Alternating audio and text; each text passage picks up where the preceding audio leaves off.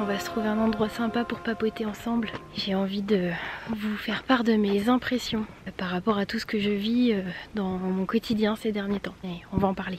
Bon, ici ça me paraît être un endroit sympa. Regardez-moi la vue. On est bien là. Ah, on est bien? Ouais, je crois aussi. Bon, j'espère qu'il n'y aura pas trop de vent et que vous allez bien m'entendre. En tout cas, je voulais trouver un endroit sympa pour vous parler un petit peu. Parce que ces derniers temps, j'ai vécu pas mal de bouleversements. Il s'avère que ces derniers temps, nous avons entrepris avec mon compagnon un voyage un peu spécial, un projet un peu spécial. On a lâché notre maison et puis on a décidé de partir en camion aménagé. En tout cas, le fait est qu'aujourd'hui, je suis donc en Andalousie, donc plus précisément à Poulpy. Et c'est juste à couper le souffle. C'est exactement ce que j'imaginais en partant. C'est exactement ce que je souhaitais pour nous en partant.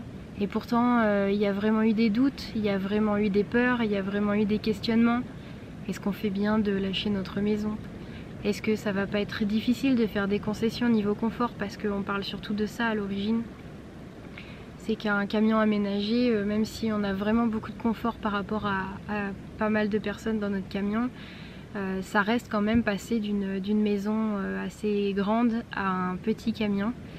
Et en même temps, je crois, parce que là ça fait seulement 3 jours qu'on est en voyage, mais je vois déjà en fait que on n'a plus besoin d'une maison quand on a le monde.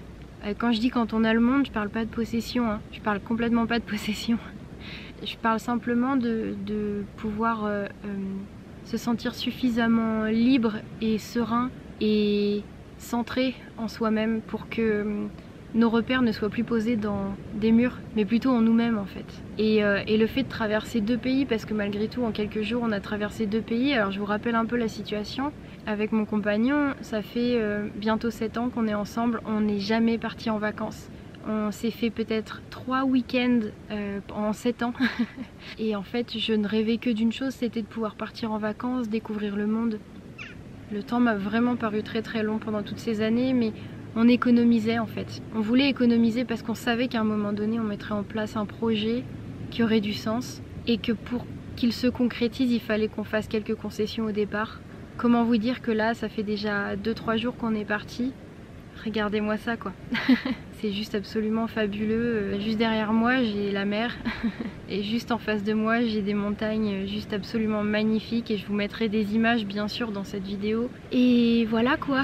Je crois qu'aujourd'hui dans cette vidéo, j'avais vraiment envie de vous parler de réaliser ses rêves.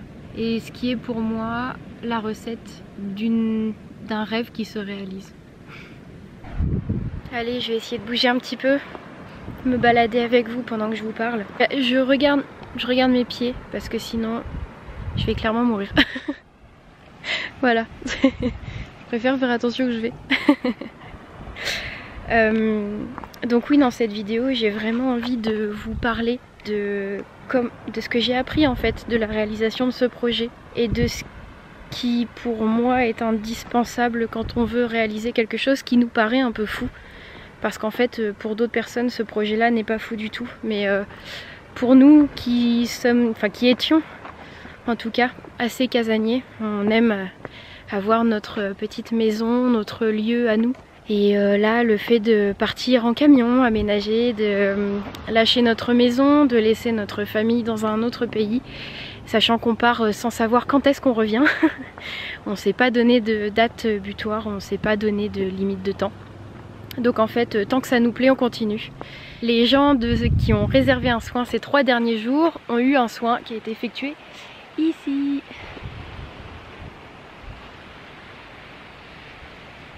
Ça vaut le coup quand même. Ça veut dire que c'est un super lieu qui a donné de lui-même pour les soins de ces dernières personnes, de ces derniers jours. Bref, en tout cas, c'est un challenge dans toutes les facettes de notre vie et je crois que la première chose qui pour moi est hyper importante, c'est de lâcher prise. Parce que quand on a une idée, quand on a envie de faire quelque chose, la première chose qui vient c'est oui mais si je fais ça, est-ce que je vais réussir à avoir ça? Est-ce que je vais réussir à faire ça? Est-ce que c'est vraiment faisable? Et puis finalement peut-être que j'en suis pas capable, et etc. etc. Et finalement si on n'essaie pas, comment est-ce qu'on peut savoir si ça nous plaît? Et je pense qu'il faut se donner aussi la possibilité d'échouer dans nos espérances. C'est-à-dire qu'il y a ce que nous on projette pour notre futur et il y a ce que l'univers projette pour nous. Et je pense qu'à aucun moment l'échec existe réellement. L'échec c'est une perception simplement. On se sent en échec alors qu'en fait on est juste en train de poser les premières pièces d'un puzzle dont on ne connaît pas l'image finale. Et c'est aussi ça que j'ai appris avec ce camion. Je peux pas parler pour mon compagnon donc je dirais je, même si on est deux parce que j'ai pas à parler pour lui. Donc je vous disais, c'est aussi ça que j'ai appris. C'est la capacité à lâcher prise et à juste laisser vivre une idée. Parce que ça part d'un « et si on faisait ça ?» Puis ça paraît tellement fou au départ qu'on se dit bah ouais c'est une idée que je réaliserai pas. Et en fait si notre quotidien ne nous convient pas et si on a envie de plus pour nous-mêmes que ce qu'on a déjà, c'est une idée qui finit par éclore. Il faut la laisser éclore. Parce que si vous plantez une graine et que vous posez la main par-dessus parce que vous avez peur que le monde vienne détruire la pousse et que vous préférez qu'elle reste à l'état de graine pour ne pas risquer un danger, bah en fait vous empêchez juste à la vie de s'écouler. Et je crois que c'est vraiment ça, lâcher prise sur nos espérances et mettre une idée, donner toute son énergie pour qu'elle se concrétise et laisser le reste faire, laisser la providence, laisser l'univers. D'ailleurs, ne jamais hésiter à demander de l'aide à l'univers, parce que de l'aide on en a demandé plusieurs fois. D'ailleurs, j'ai envie de vous raconter une anecdote. Quand j'avais encore ma voiture ces derniers mois, il y a une portière qui voulait plus s'ouvrir. Et donc mon compagnon et mon père ont travaillé sur la voiture pendant 2 jours. Jusqu'à ce qu'on demande un peu tous qu'il y ait quelqu'un qui puisse nous aider, des guides qui puissent nous aider, peu importe qui. La porte elle s'est ouverte toute seule. Enfin le loquet s'est débloqué tout seul. Je trouve ça assez fou finalement. Allez, je vous pose là. Finalement pour moi lâcher prise c'est aussi ne pas se poser trop de questions. C'est-à-dire que laisser germer une idée c'est prendre en charge tout l'aspect pratique mais laisser la magie opérer. À chaque pas de réalisation de ce projet, j'ai juste écouté mon intuition et on a juste fait selon ce qui nous paraissait le plus juste. Et donc il faut simplement faire taire les oui mais. Oui mais tu comprends, je peux pas parce que j'ai pas ceci. Oui mais tu comprends, je peux pas parce que j'ai peur de ci. Oui mais tu comprends, moi je peux pas parce que j'ai telle et telle chose dans ma vie. Non en fait tout ça ce ne sont que des excuses qu'on se donne pour essayer de justifier qu'on a simplement peur de se lancer, peur de vivre tout simplement. Et donc on en vient à la seconde idée qui pour moi est un élément limitant de base et qui je crois nous a tous, j'en suis sûre, nous a tous freinés à un moment donné. Ce sont donc les peurs. La peur de manquer, la peur de pas bien faire, la peur de regretter, la peur de pas réussir. Et en fait la peur c'est une projection. Ce n'est qu'une projection. Et la projection, elle peut durer longtemps, elle peut même perdurer alors que vous avez réalisé votre projet et que vous êtes en train de le vivre. Et la peur, elle vient vous dire oui, mais peut-être que tu y arrives maintenant et que c'est bien maintenant, mais que plus tard, ça ira plus. Et c'est pour ça aussi qu'avec mon compagnon, on s'est dit une chose importante, c'est que le jour où ce projet ne plaît plus à l'un de nous deux, alors on en lance un autre et on fait autre chose. Mais pour le moment, on vit ça à fond. On a donné beaucoup de notre temps, de notre argent, de notre énergie dans ce projet et aujourd'hui j'ai l'impression qu'on est récompensé de tous ces efforts fournis. On ne sait pas de quoi il fait demain. Je ne sais pas si demain je dirai exactement la même chose. Ce qui est certain c'est que je parle pour aujourd'hui parce que pour moi c'est aujourd'hui qui a du sens. Et si vous entendez un jour quelqu'un vous dire quelque chose que j'ai très souvent entendu, ah oui aujourd'hui elle est bien contente et ça se passe bien mais elle verra demain quand la vie fera son œuvre, insinuant finalement que à un moment donné tout peut s'écrouler. Oui peut-être, mais je pense aussi que ce genre de quête c'est une quête spirituelle, c'est-à-dire qu'on apprend à faire face à l'adversité avec le moins de vagues émotionnelles possible. Et je crois que c'est ce qui a le plus d'intérêt finalement, c'est de vivre un projet tout en ayant conscience des changements fondamentaux que ça va impliquer en nous. Sachez que dans tout projet, si vous demandez l'avis de quelqu'un, et aussi de vos proches, hein. C'est d'abord les peurs qui surviendront, leurs peurs à eux, leurs peurs qui vont être projetées sur votre projet et qui finalement vont prendre tellement de poids parce que c'est des gens que vous aimez, qui vous aiment et qui pour votre bien vont vous faire part de leurs peurs parce qu'ils vont toujours considérer que les peurs sont la voie de la sagesse. Et moi ce que j'ai envie de vous dire, c'est que la voie de la sagesse c'est celle de votre intuition tout simplement.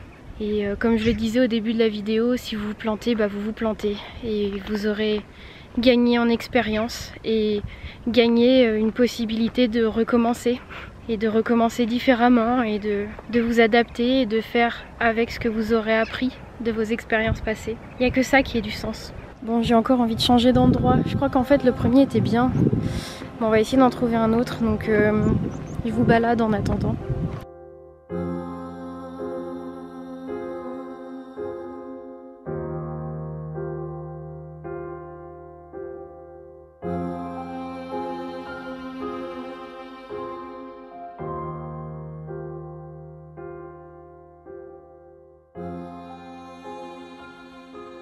Et donc je vous disais, les proches, les amis, les collègues sont souvent les personnes qui, parce qu'ils n'ont pas encore appris à gérer leurs peurs, vont vous les projeter et peut-être même parfois brider des projets magnifiques qui vous tiennent à cœur. En fait, on peut pas reposer la faute sur eux, c'est parce qu'on écoute les peurs des autres, en plus de ses propres peurs, que l'on s'empêche de faire des choses.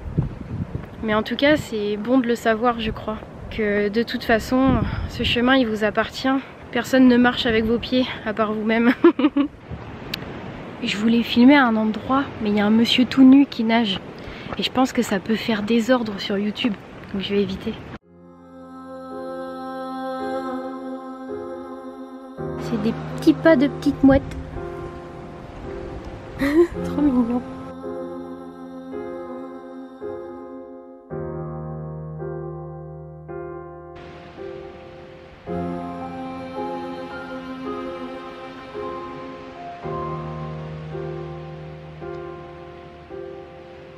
Je crois que j'ai quand même envie de vous emmener avec moi jusque là-bas pour voir à quoi ça ressemble.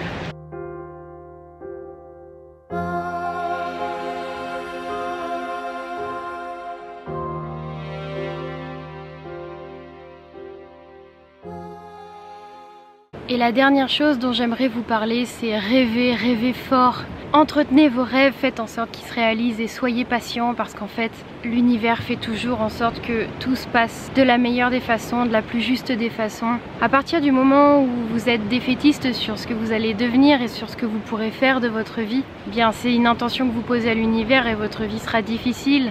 Elle sera pas forcément plaisante. Je dis pas qu'on n'a jamais de péripéties, qu'on n'a jamais de choses qui nous font du mal parce que on est aussi là pour expérimenter. Je dis simplement qu'on peut vivre ces aléas d'une manière plus douce et qu'on peut entretenir les petits bonheurs du quotidien. J'en profite aussi pour rajouter un petit mot par rapport à ça, c'est que j'ai l'impression qu'aujourd'hui, dans la spiritualité, on manque un peu d'authenticité. On a tendance à se baser sur seulement des figures spirituelles, sur des objets, sur des êtres comme les minéraux, comme même les êtres de la nature, etc. Et souvent ça sort vraiment complètement de la conscience de la plupart des personnes et ça freine beaucoup une partie de la population, je crois, de sentir qu'elle n'arrive pas encore à accéder à cet état de conscience d'existence d'autres êtres potentiellement invisibles. Et je crois que la spiritualité la plus fondamentale et la plus importante, c'est celle de la conscience du monde dans lequel on vit, de la magie qui se met en place au quotidien, que ce soit dans notre corps, dans notre environnement, dans les synchronicités qui se mettent en place. Si vous n'avez pas envie de vouer votre vie à des dieux, des déesses, des archanges, des pierres, peu importe, bah peut-être que simplement le fait de lever la tête la nuit, d'observer les étoiles, de regarder la lune, sentir la chaleur du soleil, d'avoir de la conscience dans chacun des mouvements, dans chaque pas que l'on pose sur la terre, que l'on fait sur la terre. Je crois que c'est ça qui est fondamental dans notre vie aujourd'hui. C'est de ça dont on a besoin, c'est de se reconnecter à cette planète en tant que planète merveilleuse sur laquelle les hommes font parfois des choses atroces, les humains font aussi des choses absolument merveilleuses et ce qui se passe dans votre cœur, vous pouvez le réaliser à partir du moment où vous arrêtez, où on arrête, parce que j'en fais partie, on arrête de croire que ceux qui détruisent notre monde sont ceux qui ont gagné, parce que c'est pas le cas. c'est pas vrai. J'y crois pas à ça. Je crois au fait que si on montre nos valeurs, je crois au fait que si on affirme ce pourquoi on est là, ce pourquoi on se sent missionné. Et je crois que c'est pas totalement égocentré de penser qu'on peut sauver le monde. Parce qu'en fait, si chacun des plusieurs milliards d'humains qu'on est sur Terre faisait sa part, le monde tournerait, mais d'une manière tellement merveilleuse, on serait tous amis, il n'y aurait plus de différence. Je crois que c'est ça qui m'a fait le plus réfléchir en traversant la France et l'Espagne. C'est que fondamentalement on est tous pareils, peu importe la couleur de peau, peu importe d'où on vient, de quel pays, peu importe ce pourquoi on est là, quelle est notre vocation, on est tous égaux, je crois qu'on a tous envie que d'une chose, c'est d'être libre et heureux. Et donc si on commence par proposer de la joie et de la liberté, alors je crois que le monde ira déjà beaucoup mieux. Voilà, c'était une vidéo un petit peu, toujours spontanée. J'ai essayé d'écrire certaines choses, mais je crois que sur ce genre de sujet, il vaut mieux que je sois totalement spontanée. Là, l'objectif d'aujourd'hui, c'est d'aller chercher de l'eau potable, de vider la cuve d'eau grise et de trouver un nouveau spot pour ce soir. Parce qu'on va très certainement partir d'ici. Il y a tellement de beaux endroits à voir, on a du mal à se l'imaginer tant qu'on n'est pas parti, et puis une fois qu'on est sur place, on n'en revient pas. Je vous embrasse très fort, j'espère que vous m'entendrez, que la vidéo sera pas trop désagréable avec le son de la mer. Je voulais pas déranger les promeneurs et les gens qui sont là avec leur van, et en même temps je voulais vous faire profiter un peu de la vue.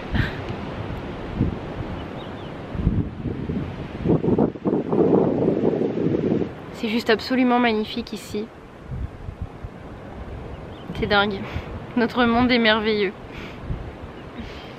Allez, ciao ciao.